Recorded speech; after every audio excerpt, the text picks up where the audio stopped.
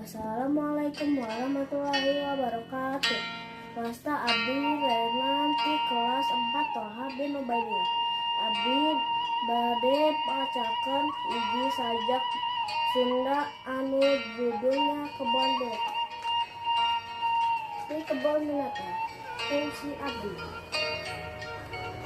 ka kebon binatang loba sato ciptaan Allah. Tinggal anu iya beda rupa. Tinggal anu itu lain rupa. Sasatoa anu dicipta ku Gusti jadi tanda. Gusti nuhun teuing ieu di dunya. Tos dipaparen rupa-rupa sato anu loba mangpaat pikeun manusia. Moga